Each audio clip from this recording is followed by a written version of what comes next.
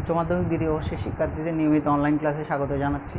আমি তোমাদের গত ক্লাসে কম্পটন ক্রিয়া, ডি ব্রগলি তরঙ্গদৈর্ঘ্য এবং হাইজেনবার্গের আনচার্টেড প্রিন্সিপাল নিয়ে আলোচনা করেছিলাম।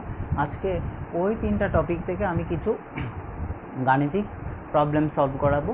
তাহলে দেখো, দেখি 10 পিকোমিটার তরঙ্গদৈর্ঘ্যের একটি এক্স রশ্মি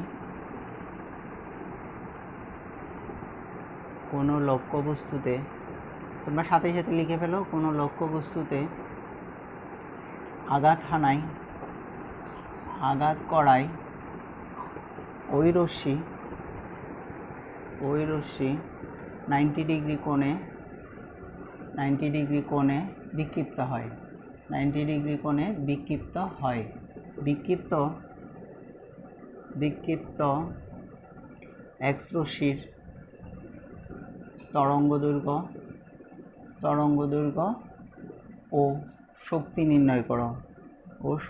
নির্ণয় করো। তাইলে দেখো এখানের মধ্যে, তাহলে প্রশ্নটা দেখো কিওয়ার্ড কি বলেছে এখানে, 10 পিকোমিটার। তাহলে পিকোমিটার মানে কি? পিকোমিটারকে আমরা যদি মিটারে নিয়ে যাই তাহলে 10⁻12 দ্বারা গুণ করতে হবে। তাহলে সেটা তোমরা জানো। মিলি মানে 10⁻, কত 10⁻3, আর হচ্ছে সেন্টি মানে 10⁻2, আর হচ্ছে কি এটা হচ্ছে মাইক্রো মানে 10⁻6, আর এই মেগা মানে 10⁶, আর পিকো মানে হচ্ছে কি 10⁻12। আমি এটা তোমাদের আলোচনা করেছিলাম। আর ফেমটো মানে কি? ফেমটো বা ফার্মি যদি বলা হয়, এখানে এটাও দিতে পারে 10 ফার্মি, FERMI এভাবেও দিতে পারে। 10 ফার্মি দিলে কত? 10⁻15 দিয়ে গুণ করে দিবে। ফার্মি যে কথা, ফেমটোমিটার একই কথা। 10 পিকোমিটার তরঙ্গদৈর্ঘ্যের একটি এক্স রশ্মি কোনো লক্ষ্যবস্তুতে আঘাত হানায় ওই রশ্মিটা 90 ডিগ্রি কোণে বিক্ষিপ্ত হয়। তাহলে কোনো টার্গেটকে যখন কি করবে, কোনো টার্গেটকে যখন এরকম এক্স রশ্মি যখন গিয়ে যখন আঘাত করবে, তখন ওই এক্স রশ্মিটা কী হবে, এই যে এক্স অক্ষের সাথে কী হবে, 90 ডিগ্রি কোণে। তাহলে এখানে কোনটা বলেছে 90 ডিগ্রি কোণে বিক্ষিপ্ত হয়। বিভিন্ন কেস আমি তোমাদের বলেছিলাম এটা 90 ডিগ্রি কোণে বিক্ষিপ্ত হচ্ছে, এটা হচ্ছে এক্স রশ্মি। তাহলে 90 ডিগ্রি কোণে যদি বিক্ষিপ্ত হয়, এখানে এটা আমি মুছে ফেলি, 90 ডিগ্রি কোণে বিক্ষিপ্ত হয় এক্স অক্ষের সাথে। বিক্ষিপ্ত এক্স রশ্মির তরঙ্গদৈর্ঘ্যটা বের করো। বিক্ষিপ্ত এক্স রশ্মির তরঙ্গদৈর্ঘ্য বের করো, আর হচ্ছে ওই তরঙ্গদৈর্ঘ্যের যে শক্তিটা, বিক্ষিপ্ত তরঙ্গদৈর্ঘ্যের যে শক্তিটা, সেই শক্তিটা আমাদের নির্ণয় করতে বলা হয়েছে। এখন তাহলে এই প্রশ্নটা পড়ে আমাদের কি বোঝা যাচ্ছে এটা কোন টপিকের অঙ্ক, তাহলে সেটা বুঝতে হবে। তাহলে এক্স রশ্মি কোনো লক্ষ্যবস্তুতে আঘাত হানায়, তাহলে এক্স রশ্মি লক্ষ্যবস্তুতে আঘাত হানায়, সেটা ফটোতড়িৎ ক্রিয়ায়ও কী হবে, এক্স রশ্মি আঘাত করে। কিন্তু সেটা যদি অক্ষের সাথে, এক্স অক্ষের সাথে 90 ডিগ্রি কোণে যদি বিক্ষিপ্ত হয়, যে কোনো কোণে যদি বিক্ষিপ্ত হয়, আপতিত হওয়ার পর যদি কোনো কোণে যদি বিক্ষিপ্ত হয়, তবে আমি তোমাদের বলেছিলাম সেটা হচ্ছে কি, সেটা হচ্ছে কম্পটন ক্রিয়া। আর যদি আপতিত হওয়ার পর যদি কি হয়, ইলেকট্রন নিঃসৃত হয়, তবে সেটাকে বলেছিলাম আমি ফটোতড়িৎ ক্রিয়া। তাহলে এটা পরে যদি কোনো কোণে বিক্ষিপ্ত হয়, তাহলে বলেছিলাম যে এটা তোমাদের কি ক্রিয়া, এটা হচ্ছে তোমাদের কম্পটন ক্রিয়া। তাহলে থিটা এর মান কত, এখানে আমি কিওয়ার্ডের নিচে দাগ দিয়ে দিই, থিটা হচ্ছে কত, 90 ডিগ্রি। তারপর হচ্ছে কি, এখানে বলছে বিক্ষিপ্ত এক্স রশ্মির তরঙ্গদৈর্ঘ্য আর হচ্ছে কি শক্তি নির্ণয় করো। তাহলে এবার আমরা সূত্রটা কি জানি, কম্পটন ক্রিয়ার সূত্রটা, কম্পটন ক্রিয়া আমরা জানি। তাহলে দেয়া আছে কি, এখানে লিখবে দেয়া আছে তাহলে ল্যামডা সমান কত, আপতিত তরঙ্গদৈর্ঘ্য। এখানে লিখবে আপতিত তরঙ্গদৈর্ঘ্য ল্যামডা 10 পিকোমিটার। তাহলে এটাকে আমরা যদি মিটারে কনভার্ট করি, তাহলে 10⁻12 হচ্ছে কি মিটার। তারপর হচ্ছে থিটা হচ্ছে কত, 90 ডিগ্রি। থিটা হচ্ছে বিক্ষিপ্ত তরঙ্গদৈর্ঘ্য 90 ডিগ্রি আমরা দিলাম। এখন আমাদের বের করতে বলেছে ল্যামডা প্রাইম ইকুয়াল টু কত, ওয়াট, মানে কি এটা হচ্ছে কি বিক্ষিপ্ত তরঙ্গদৈর্ঘ্য। এটা কত কোণে বিক্ষিপ্ত হচ্ছে, বিক্ষিপ্ত তরঙ্গদৈর্ঘ্য। কথাগুলো একটু লিখে দিবে তোমরা, বিক্ষিপ্ত তরঙ্গদৈর্ঘ্য। এইবার আমরা জানি, তাহলে আমরা জানি কি জানি, আমরা কম্পটন তরঙ্গদৈর্ঘ্যের সূত্রটা কি জানি, lambda prime minus lambda equal to h divided by m0c into 1 minus কত, কস থিটা। এইটা আমরা জানি। এবার দেখো h এর মান মানে কত, প্ল্যাঙ্ক কনস্ট্যান্ট, এইচটা হচ্ছে প্ল্যাঙ্ক কনস্ট্যান্ট, tan ইনভার্স কত 34, আর m0 মানে কি ইলেকট্রনের ভর, tan ইনভার্স কত, tan ইনভার্স 31 ইন্টু c মানে আলোর ব্যাগ 1 মাইনাস কস কত হবে, cos 90 ডিগ্রি হবে। cos 90 এর মান কত, cos 90 এর মান হচ্ছে কি জিরো, কস 90 এর মান যদি কত হয়, জিরো হয়, তাহলে এই পুরোটা ক্যালকুলেশন করলে আমাদের মান আসবে আশা করি সেটা হচ্ছে মানটা তোমরা একটু লিখে নেবে, সেটা হচ্ছে 12.43 পিকোমিটার, 12.43 পিকোমিটার। তার মানে কি 12.43 ইন্টু 10⁻12 এই মানটা আসবে। তাহলে এই মানটা যখন আসবে এটাই হচ্ছে বিক্ষিপ্ত তরঙ্গ দৈর্ঘ্য। তাহলে এটাই আমরা বের করে ফেললাম বিক্ষিপ্ত তরঙ্গ দৈর্ঘ্য কত, এক পার্ট আমাদের বের হয়ে গেছে। এইবার আমাদের বলছে এই বিক্ষিপ্ত তরঙ্গ দৈর্ঘ্য নিয়ে যে শক্তিটা হবে সেই শক্তিটা বের করো।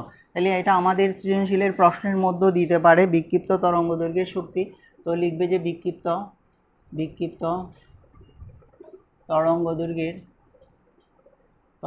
দৈর্ঘ্যের শক্তি E prime equal to hc divided by lambda prime. তাহলে এখানে দেখো এইচ কত, hc হচ্ছে কত 3 ইন্টু 10⁻8 আর ল্যামডা প্রাইম মানে 12.43 ইন্টু কত 10⁻12। তাহলে এটা যদি আমরা হিসাব করি তাহলে কত জুল আসবে, 1.60 ইন্টু 10⁻14 জুল আসবে। তাহলে এটাই হচ্ছে কি, এটাই হচ্ছে আমাদের বিক্ষিপ্ত তরঙ্গ দৈর্ঘ্যের শক্তির মান। এবার আমরা আরেকটা প্রশ্ন সলভ করব, তারপর এটা করে আমরা অন্য টপিকের অঙ্কে যাব। দেখো একটি ফোটন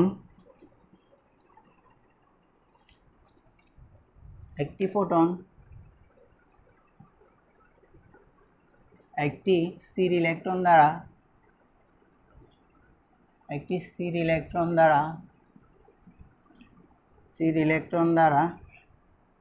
60 ডিগ্রি কোণে বিক্ষিপ্ত হয়, 60 ডিগ্রি কোণে বিক্ষিপ্ত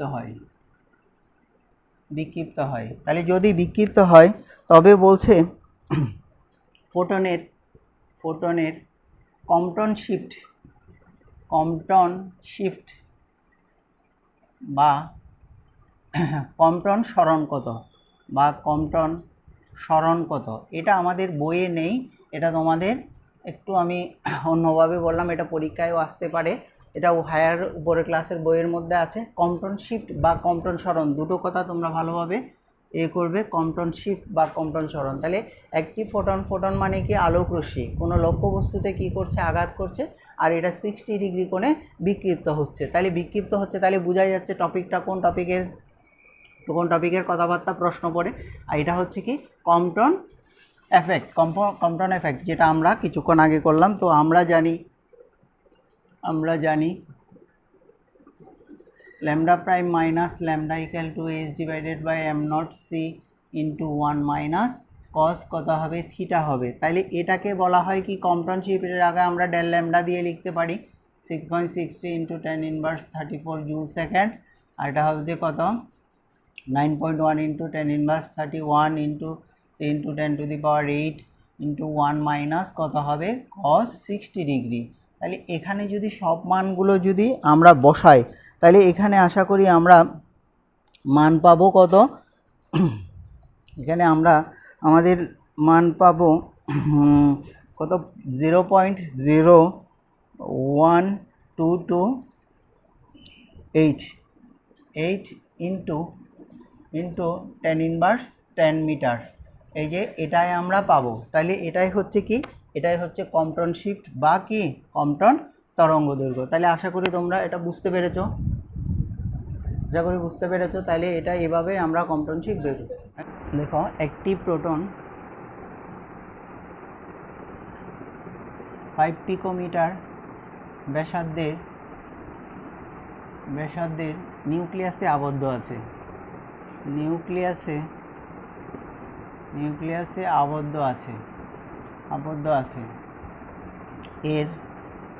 এর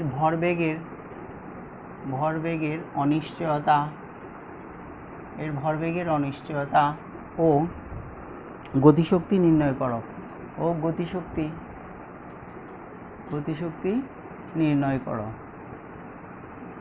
করো। তাহলে এর ভরবেগের অনিশ্চয়তা আর গতিশক্তি কিভাবে আমরা বের করব সেটা একটু দেখাই। তাহলে প্রথমে বলেছে কি 5 পিকোমিটার অনিশ্চয়তার কথা বলছে, তাইলে অনিশ্চয়তার কথা বললে তাহলে আমরা আনসার্টেনটি প্রিন্সিপালে চলে যাব হাইজেনবার্গের। তাহলে এটা 5 পিকোমিটার ব্যাসার্ধ, তাহলে ব্যাসার্ধ মানে কি তার এটা হচ্ছে কি অবস্থানের অনিশ্চয়তা। কিন্তু যদি অবস্থানের অনিশ্চয়তা যদি সেটা যদি ব্যাসার্ধ দেয়া থাকে, তাহলে আমরা বলেছিলাম কি একটা ইলেকট্রন নিউক্লিয়াসের মধ্যে একটা প্রোটন নিউক্লিয়াসের মধ্যে যে থাকবে তার অনিশ্চয়তা কত, প্রোটন যে নিউক্লিয়াসের মধ্যে কি বরাবর থাকবে সে তার কি বরাবর থাকতে পারে, ব্যাস বরাবর। সর্বোচ্চ অনিশ্চয়তা হচ্ছে কি ব্যাস বরাবর তার অনিশ্চয়তা। ব্যাসার্ধ বরাবর মানে সে একান বরাবর থাকতে পারে, এখানেও থাকতে পারে, এখানেও থাকতে পারে।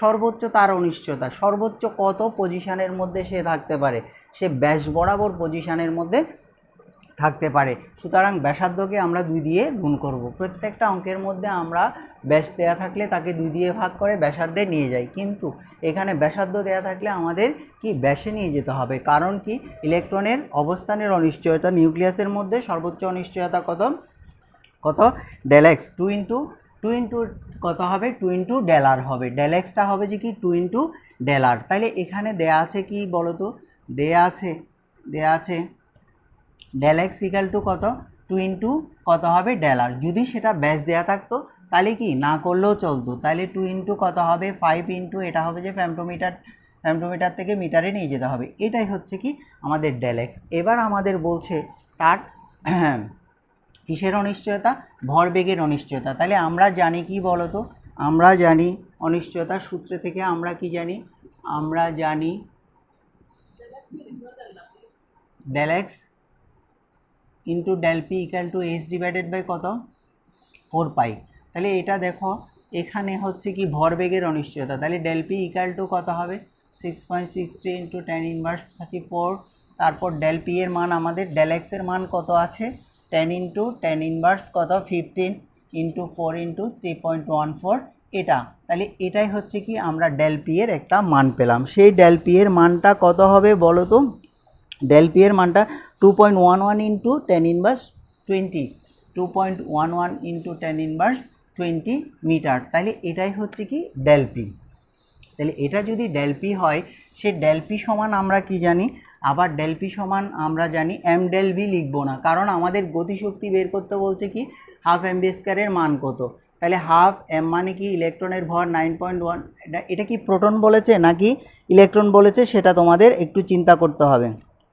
একটি প্রোটন এত ব্যাসার্ধের নিউক্লিয়াসের মধ্যে আবদ্ধ আছে, তাহলে এখানে কিসের ভর হবে, এটা নিশ্চয়ই প্রোটনের ভর হবে। তাহলে প্রোটনের ভর কত বলো তো, প্রোটনের ভর 1.67 ইন্টু 10 ইনভার্স কত 10 ইনভার্স 27। এটাই হচ্ছে কি, এটা হচ্ছে প্রোটনের ভর। তাহলে প্রোটনের ভর ইন্টু হবে যে কত ব্যাক স্কোয়ার। তাহলে ব্যাক কোত্থেকে পাবো, ব্যাক আমরা এখানে এম ভি এটা, তাহলে এম ডেল ভি লিখতে পারি। তাহলে ডেল ভি যে কথা ভি একই কথা, তাহলে এম ভি আমরা এম ডেল ভি লিখতে পারি ইন্টু কত 2.11 ইন্টু 10 ইনভার্স 20 বা ডেল ভি ইকুইভ্যালেন্ট টু কত হবে, del v equivalent to v, মানে ডেল ভিটা ভি এর সমান ধরে আমরা কি করতে পারবো 2.11 ইন্টু 10 ইনভার্স 20। এখানে ভরটা কার হবে, যেহেতু প্রোটন বলেছে তাহলে আমরা প্রোটন দিয়ে ভাগ করে দেবো 1.6 ইন্টু 10 ইনভার্স 27। এটার থেকে একটা মান পাবো, সেই মানটা আমরা যদি এখানে বসিয়ে দিই তাহলে আমরা কি পাবো, আমরা আমাদের এক্সপেক্টেড মানটা আমাদের প্রত্যাশিত মানটা পাবো। তাহলে এটাই হচ্ছে কি গতিশক্তির মান। তাহলে আশা করি তোমরা এদূর বুঝতে পেরেছো। তো আজ এদূর পর্যন্ত, সবাইকে ধন্যবাদ।